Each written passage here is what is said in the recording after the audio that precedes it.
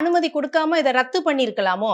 நீங்க 4 கூட்டம் நடத்திருக்கிறீங்க. நீங்க 10,000ன்னு சொன்னா அது டபுள் மடங்கா தான் உங்களுக்கு வந்துகிட்டு இருக்கு. அனுமதி இப்ப கொடுக்கலன்னா இங்கேயும் பிரச்சனை வந்ததுன்னா திமுக நாங்க அரசாங்கம் பொறுப்புன்னு அவங்க நீதிமன்றத்துக்கு போயிருக்கலாமா?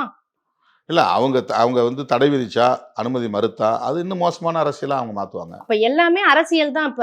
இல்ல காவல்துறை இல்ல. அதிகாரிகளும் அதாவது அரசியல் நோக்கத்தோட தான் பயப்படுறாங்களா? பேரணி நடத்துறதுக்கு எல்லா கட்சிக்கும் உரிமை உண்டு.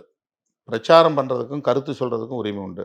அப்ப போலீஸ் வந்து அத மறுக்க மாட்டாங்க. இப்ப எங்கள கேட்பாங்க, "எவ்வளவு பேர் சார் வருவாங்க?" அப்படின்னு கேட்பாங்க. நாங்க 5000 பேர் சொல்லுவோம். ஆனா 5000 பேர் அத விட கூடுதலா தான் வருவாங்க. லட்சக்கணக்கான பேர் வருவாங்க. ஆனா நாங்க ஏன் 5000 பேர் சொல்றோம்னா, 1,00,000 பேர் பங்கேற்பாங்கன்னு நீங்க குடுத்தீங்கன்னா, அனுமதி தரமாட்டாங்க. ஏன் தரமாட்டாங்கன்னா, அவங்களுக்கு தெரியும் கெப்பாசிட்டி.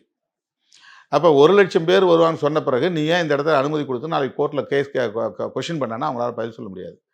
அப்போ அவங்களுக்கும் சேஃப்டி, எங்களுக்கும் பெர்மிஷன் கிடைக்கணுங்கிறதுக்காக எல்லா அரசியல் கட்சியும் பொய் தான் சொல்லுவாங்க.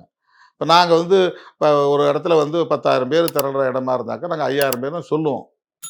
எத்தனை வண்டி வரும்? மொத்தத்துல 300 வண்டி, 400 வண்டி தான் சார் வரும். ஆனா ஒவ்வொரு மாவட்டத்துல இருந்து 1000 வண்டிக்கு மேல வரும்.